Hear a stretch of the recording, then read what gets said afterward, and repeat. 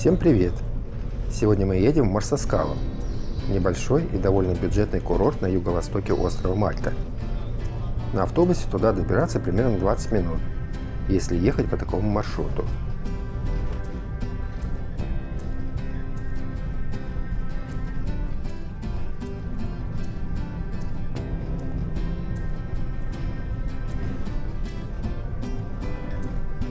Главной целью поездки в этот город с населением около 10 тысяч человек для нас будет его набережная, которая очень колоритно выглядела в просмотренных нами фото и видеоматериалах. А за окном, между тем, можно наблюдать нехарактерное для Мальты запустение.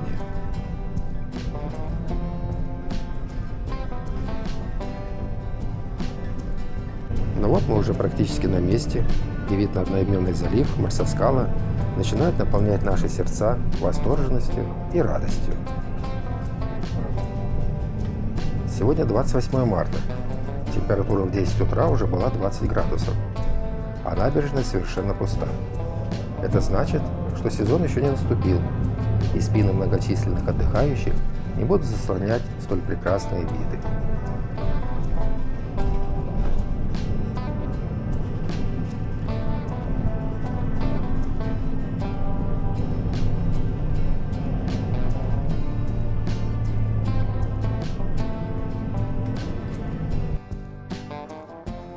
Объехав залив, мы вышли из автобуса на остановке Григал и по одноименной улице дошли до набережной, которая называется Трикис-Салини.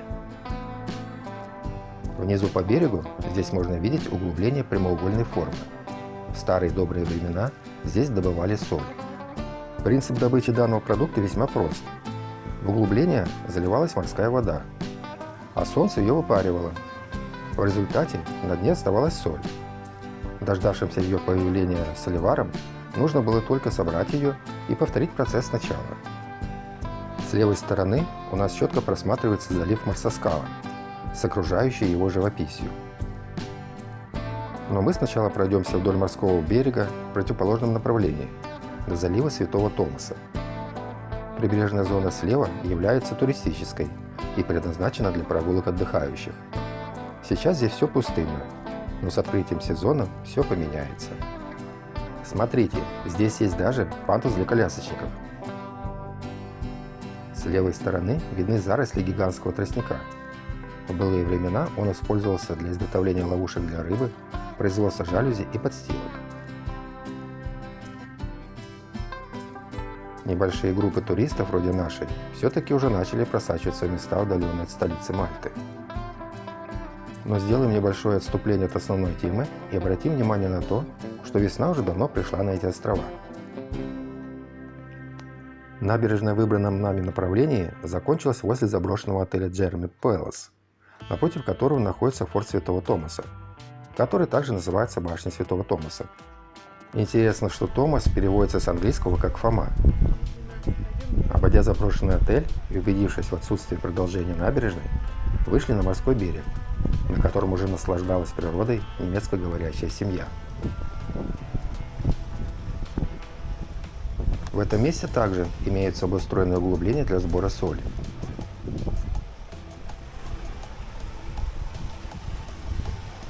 С правой стороны по берегу можно наблюдать залив Святого Томаса, или Фомы по-нашему.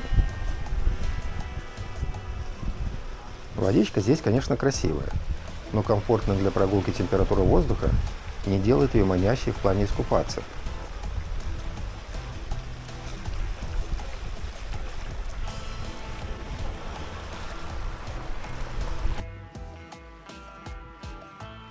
В море стоят на рейде торговые суда, ожидающие своей очереди для захода в Калафрану, где находится Мальтийский свободный порт.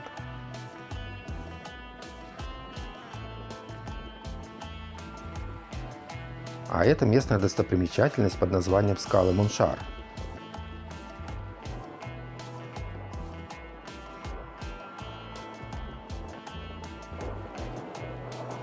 Прощаемся с водичкой залива Святого Фомы и возвращаемся на набережную Трикис-Салини.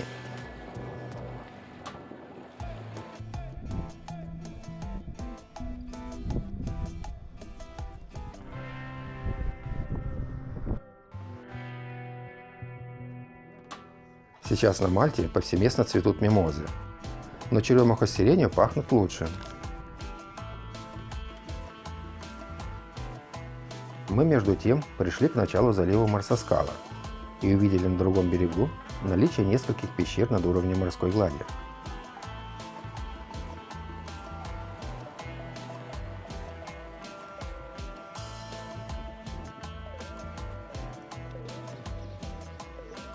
А эти многочисленные буи на водной поверхности указывают на соответствующее количество водоплавающей техники, которую здесь можно припарковать.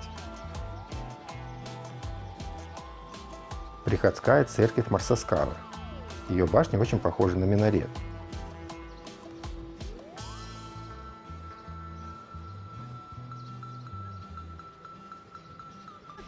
На Мальте весьма популярны двухколесные средства передвижения, но когда их нет рядом, настроение на порядок выше.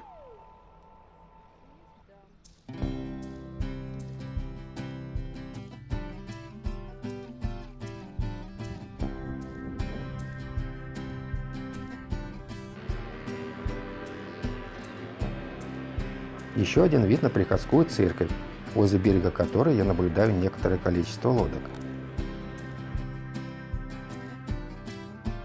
А вот смотрите, что увидели мои, страдающие дальнозоркостью глаза.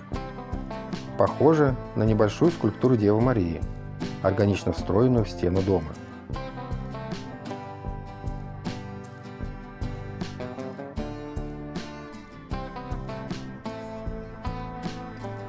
Такое впечатление, что залив не глубокий и дно хорошо просматривается. И хотя не дайвер, но с масочкой я бы здесь с удовольствием поплавал, потому как тянет.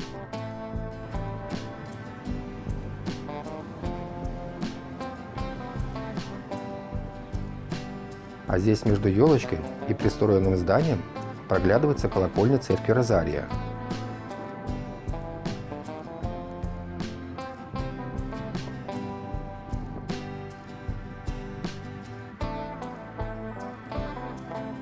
Небольшой зеленый скверик.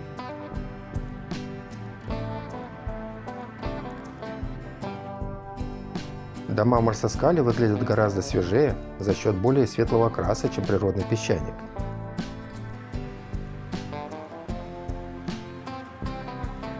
Упомянутый выше скверик и залив Марсаскала.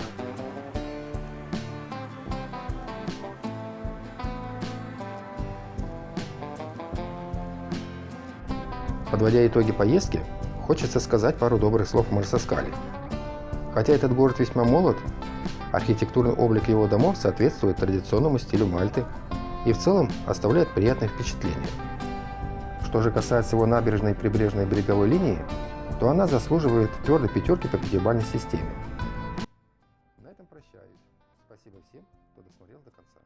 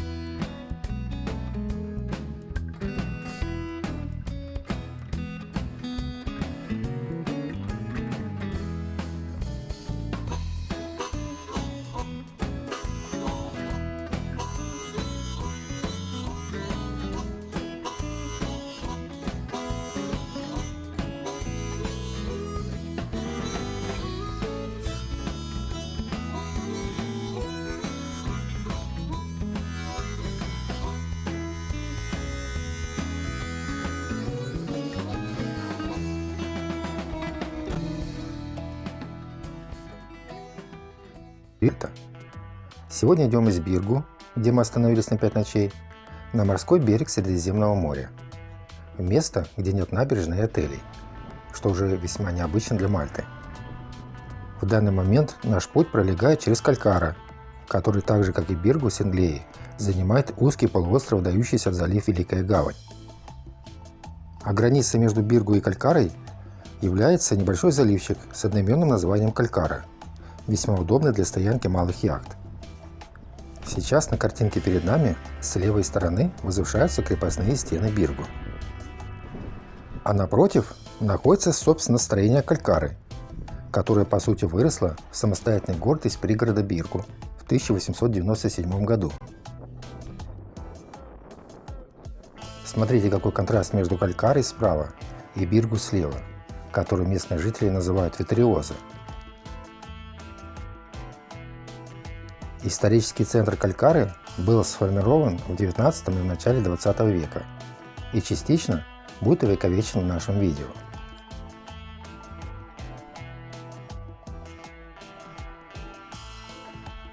Спереди показалась приходская церковь Святого Иосифа, главный костел Калькары.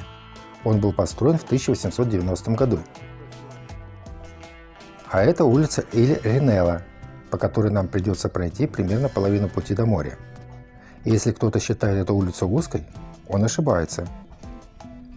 Потому что тут есть и такие.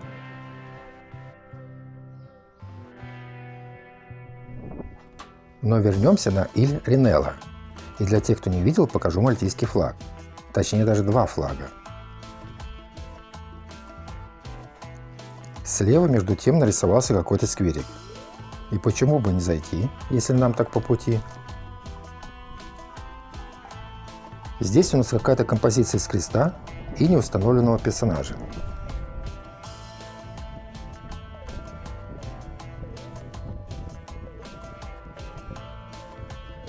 А дальше виднеется памятник Лоренцо Гонцо, если не ошибаюсь, известному мальтийскому архитектору.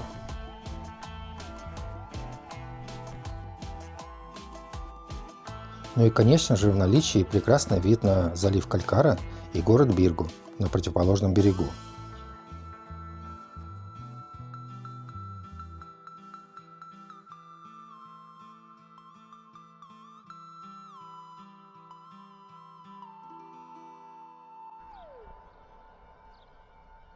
Еще одна симпатичная площадь по дороге на море. И вот, наконец, улица Иль-Ринелла пошла на спуск. И именно там, в конце спуска, находится природный объект, давший название этой улице. Я сейчас имею в виду залив Ринелла.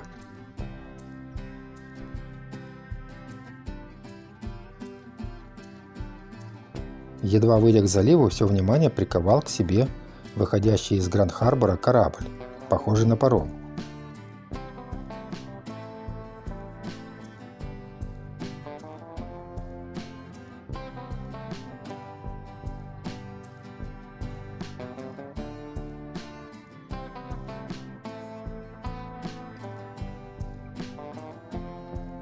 Гримальди Лайнс.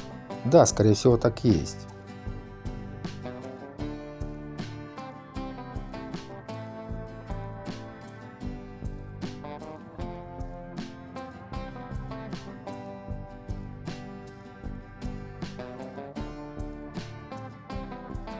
Залив Ринелла венчает одноименный пляж, который является единственным песчаным на всем побережье Гранд-Харбора. Мы же, тем временем, пропустив метров 500 дороги в горку между стен, вышли на открытую поверхность, с которой уже видна гладь Средиземного моря.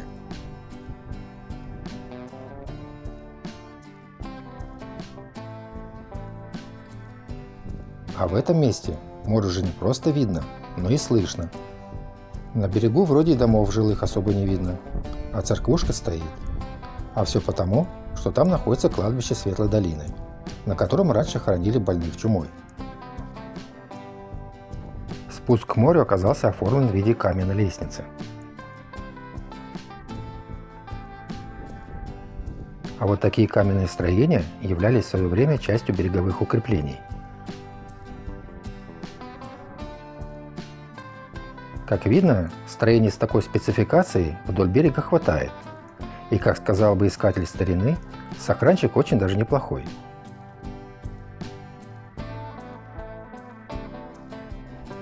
Но благодаря особенностям укрепрайона здесь не только высадить десант невозможно, но и подойти к воде без риска сломать ноги тоже затруднительно. Поэтому поищем другое место.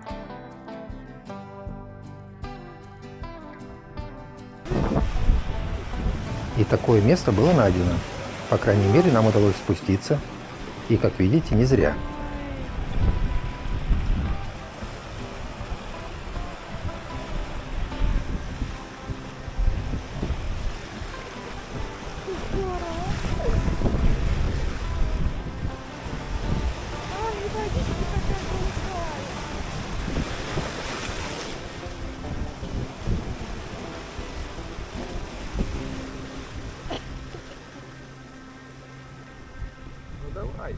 большая волна.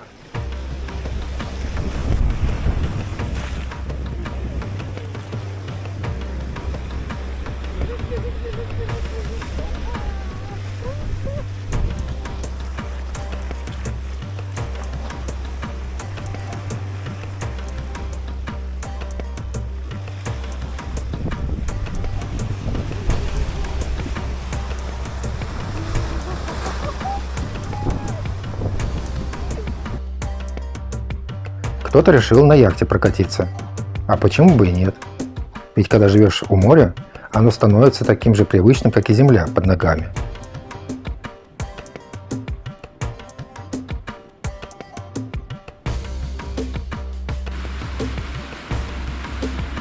Интересно, что здесь не видно никакой живности. Ни тюленей, ни птиц, ни ракообразных.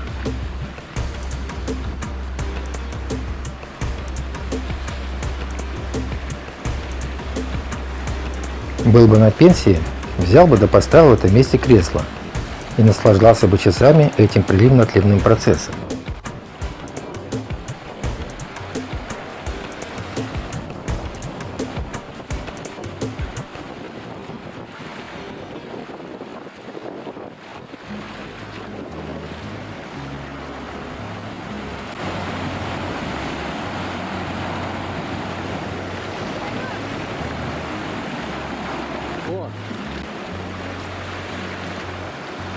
Тем временем из Великой Гавани выскочил еще один паром, потому как, если я не ошибаюсь, у Мальты есть паромное сообщение с Сицилией. Ну и плюс к этому круизники тоже заходят.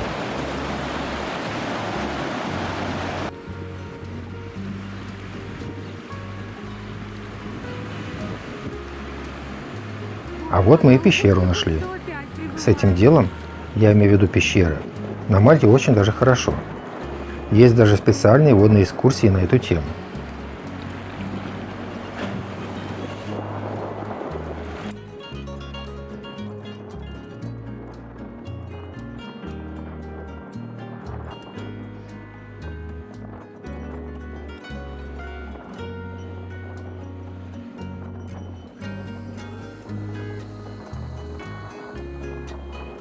Ну и, как говорится, подышали морским воздухом и хватит.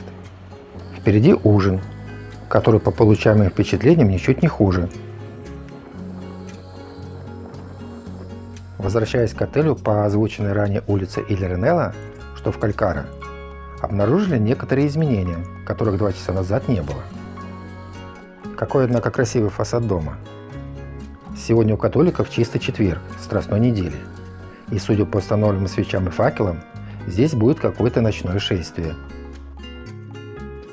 Ну вот мы почти и дома.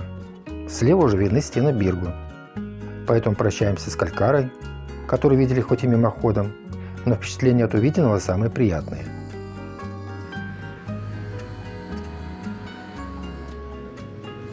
А вот смотрите, какие здесь ретро-автомобили ездят.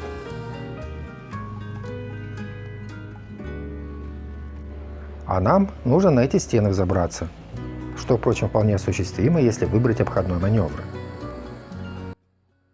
Спасибо всем, кто досмотрел до конца. И всем пока.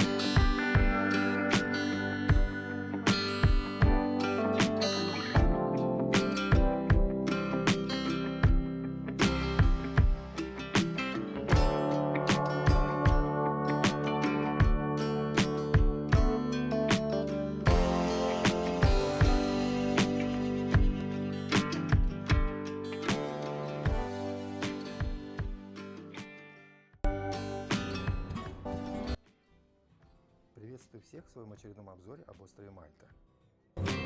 В данный момент мы вышли из Биргу, который сейчас в кадре, и передвигаемся по соседнему городу Борбла. Данное обстоятельство абсолютно не мешает снимать Синглею и Биргу, который разделяет залив Докьярд. Что и неудивительно, ведь мы перемещаемся вдоль берега последнего. Крепостные стены первой столицы рыцарской Мальты настолько массивны, что постоянно попадают в объектив камеры.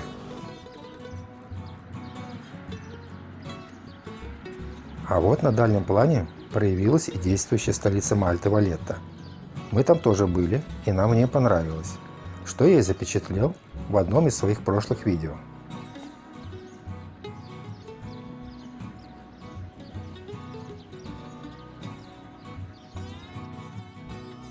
Залив Гранд-Харбор живет своей интересной жизнью. Этот паром, скорее всего, направился на остров Гоза. Мы же, перейдя по мостику бухты Докьярд, в ее самом узком месте, оказались в Синглее, или по-другому в Цитейн-Викта. Это еще один город-крепость на берегах залива Гранд-Харбор. И именно прогулка по этому городу займет больше всего места в этом видео. Сегодня у католиков Страстная Пятница, и об этом событии знают не только все местные, но уже и не местные, потому как несколько минут назад с противоположного берега стали раздаваться равномерно звучащие стуки. Не знаю, что означают эти звуки, возможно, стуки сердца, но вот откуда доносятся эти звуки, мы вычислили. Это приходская церковь Биргу, освященная в честь святого Лаврентия. Именно вот это вращающееся устройство, похожее на крест, и является источником слышимых звуковых колебаний. Погодка, как вы можете видеть, просто благодать, а виды на заставленный яхтами залив Докьярд и Биргу на противоположном берегу даже врачи рекомендуют.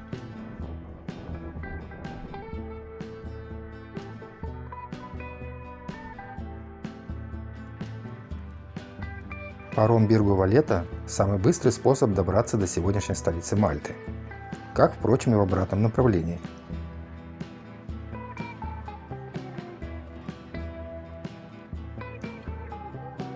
Форт Сент-Анджело – первая рыцарская крепость на острове.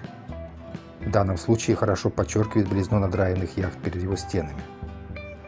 А вот и местный представитель частного извоза, который, в отличие от парома, работает без расписания и без твердых тарифов.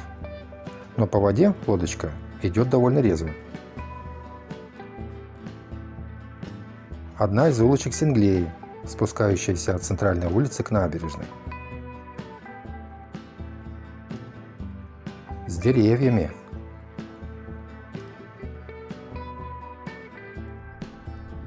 В ограждении набережной показались проходы, позволяющие спуститься на пирс, протянувшийся вдоль берега.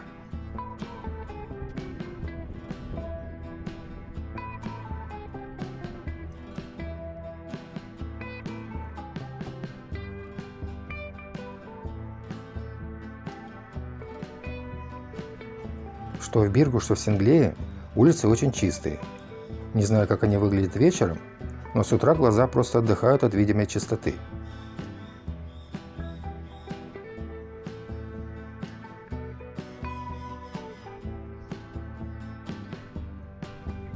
Не могу сказать, что означают разнокрашенные ворота на цокольном этаже. То ли гаражи, то ли места для хранения транспортных средств.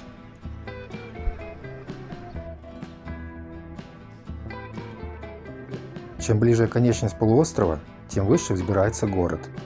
Причем причина этому – вполне природное образование под названием Известняковая скала, местами доложенное блоками из того же материала. А на другом берегу виднеется форт Сант-Анджело, выполненный из того же известняка. Впрочем, это же можно сказать и про Валетту, и большинство других городов на Мальте. Дошли до крайней точки полуострова. На противоположном берегу виднеется порт Валетты. Судно похожее на паром, но не буду утверждать, что это именно так, потому как не специалист.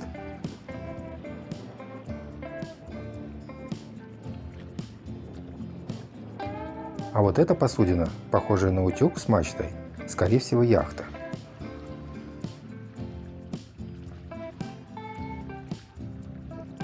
Но посмотрим назад. И здесь мы можем видеть крепостную стену Синглей с башенкой наверху, на которой вполне отчетливо можно различить человеческие органы – ухо и глаз. А так как этой башенке можно подняться, то мы не стали упускать этой возможности и немедленно отправились на поиски нужного прохода. Дорожка со множеством ступенек привела на небольшую смотровую площадку, но без нужной нам башенки.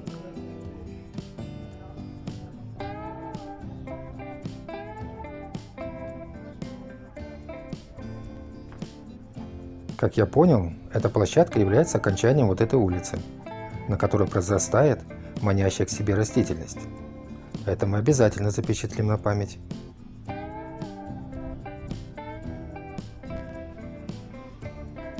Но продолжим поиски заинтересовавшей нас башенки.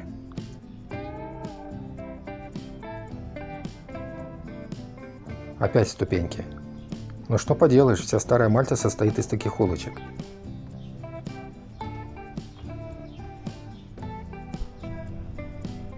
Ну вот, наконец, и та высшая точка, к которой я стремился.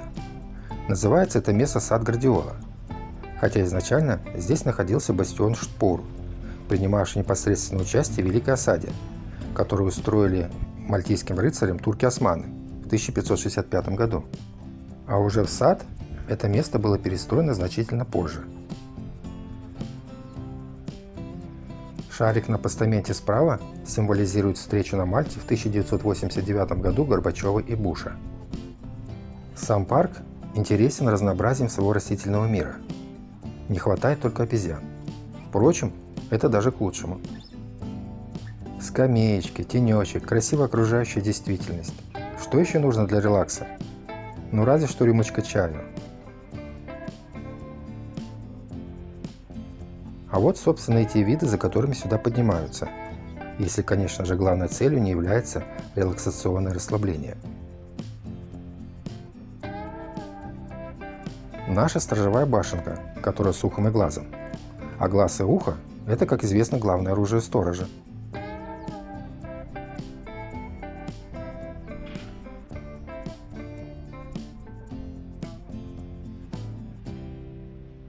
Как тут деревья жизнь погнула.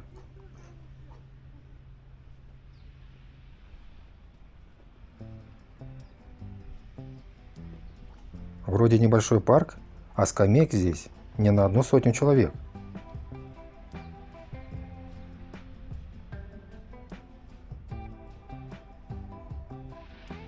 Но давайте посмотрим, что отсюда видели сторожа с башенки. Да, место действительно стратегическое. Весь залив Гранд-Харбор как на ладони. А вот и наш частник возвращается в Валетту. Причем пустой. Наверное, в очереди решил не стоять. Или в столице с клиентурой лучше.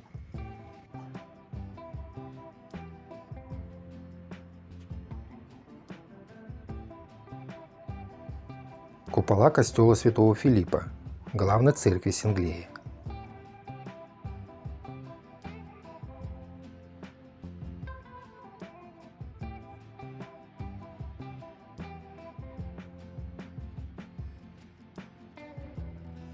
А вот этот частник, судя по всему, стоял честно в очереди и своих 3 клиентов заслужил.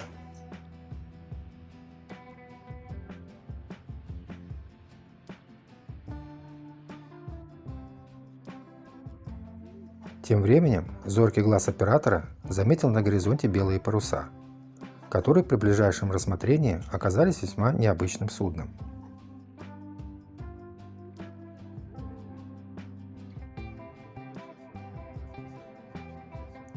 То ли огромный катамаран, то ли тримаран. Одно могу сказать точно, что он направляется в залив Гранд-Харбор.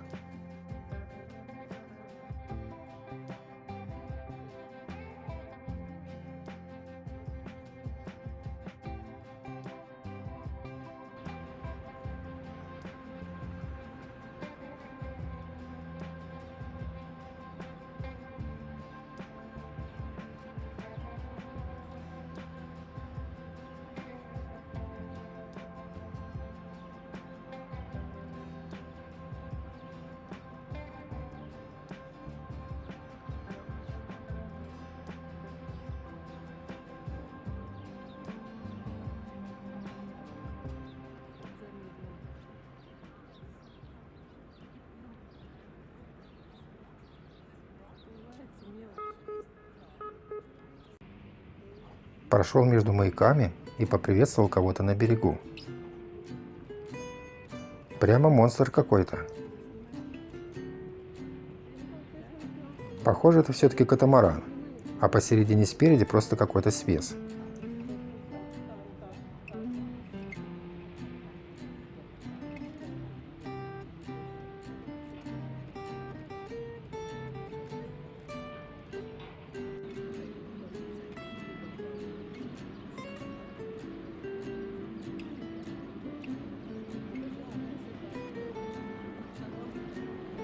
Какой он огромный на фоне совсем не маленьких стен Валетты.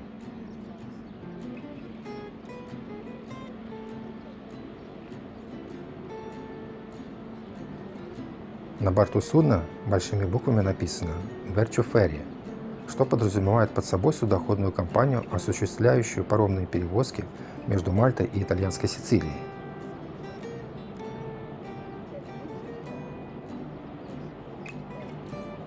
Серьезный аппарат.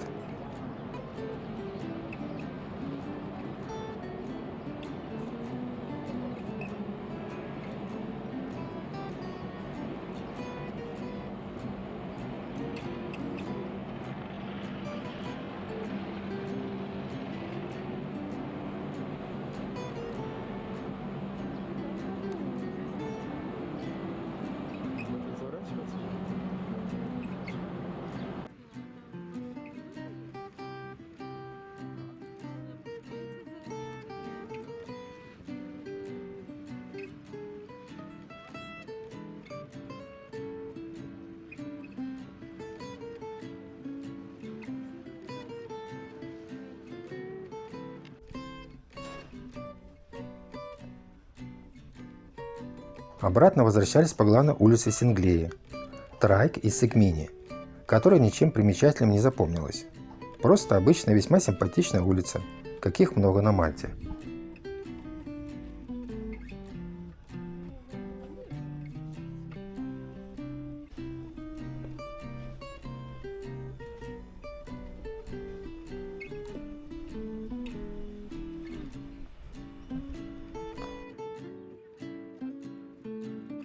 Вот этот мостик разделяет Бонглу, что слева, и Синглею.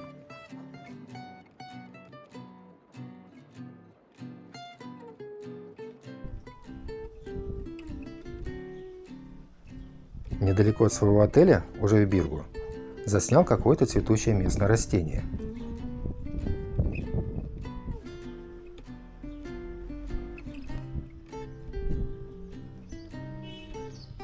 А вот это дерево за 5 дней нашего пребывания здесь заметно прозовело.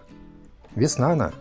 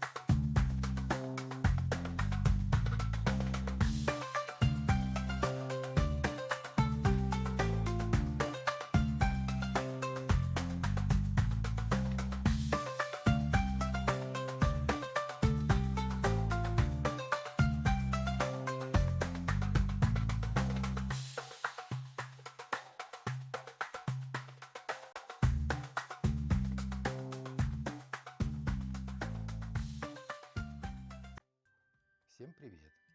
Как и обещал, представляю вашему обозрению ночную прогулку по самому очаровательному городу Мальты – Биргу. И как показали уже первые шаги, идея оторвать свои пятые точки от дивана перед телевизором оказались весьма удачной. Улочки средневекового города в основном неплохо освещены, и монотонно выглядящие днем известняковые стены домов заиграли другими, более разнообразными красками. Дополнительное очарование улочкам ночного города придает выставленная и освещенная символика, посвященной предстоящей Пасхе. А многочисленные освещенные кресты на крышах домов наверное, вызывают религиозный трепет внутри верующих католических сердец.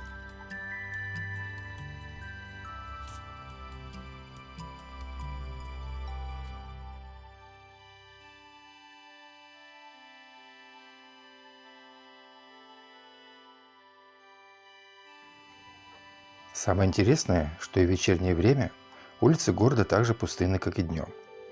Наверное, налицо проблема с возрастом живущего здесь населения.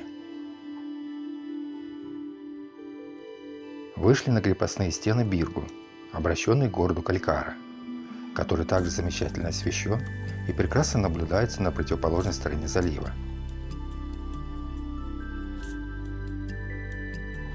Случайно или нет, но в кадр попал большой шарик, каким-то образом воткнутый в здание.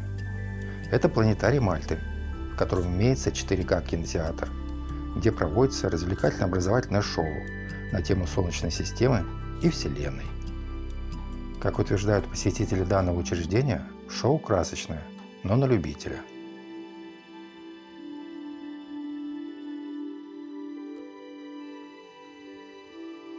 Обратив свой взгляд в противоположном направлении, то есть на Биргу, увидели в окне дома очередной сюжет, посвященный Богоматери. И смотрится это дело ночью просто сказочно.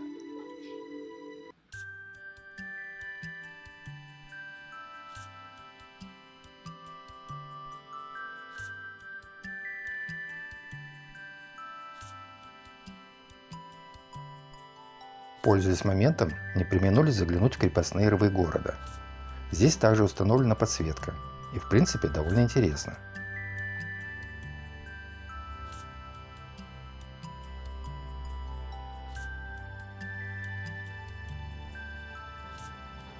Очередной сюжет, взятый из библейских писаний прямо на стене дома.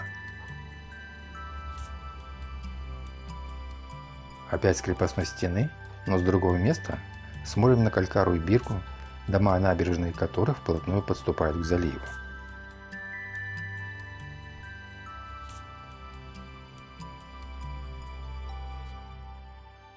Ну и самой красивой вишенкой на торте, в нашем случае, является приходская церковь святого Иосифа, главная церковь Калькары.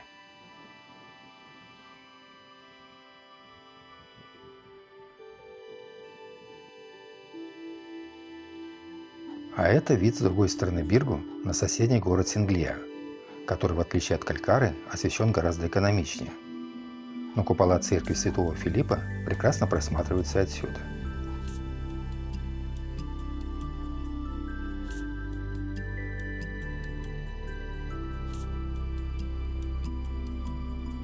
Впрочем, в Биргу тоже имеются церкви, и как везде на Мальте с колокольнями, которые также хорошо освещены, и даже отсюда видно наличие колокола.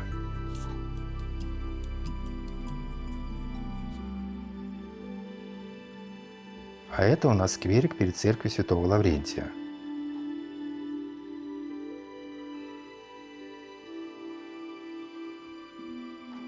И, собственно, сама приходская церковь.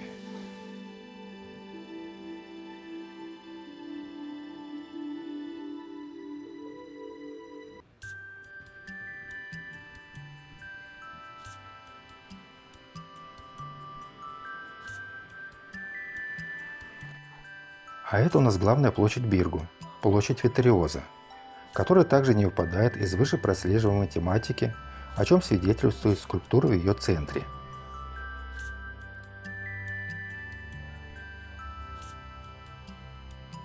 Сейчас мы наблюдаем разделительный ров между Биргу и фортом Сант-Анджело.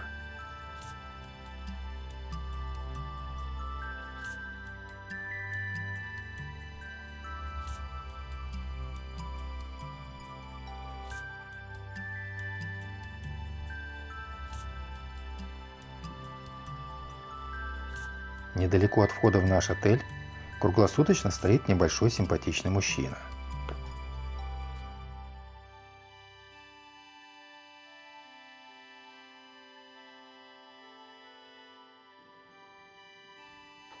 А это уже вид на окружающие ночные окрестности с крыши отеля.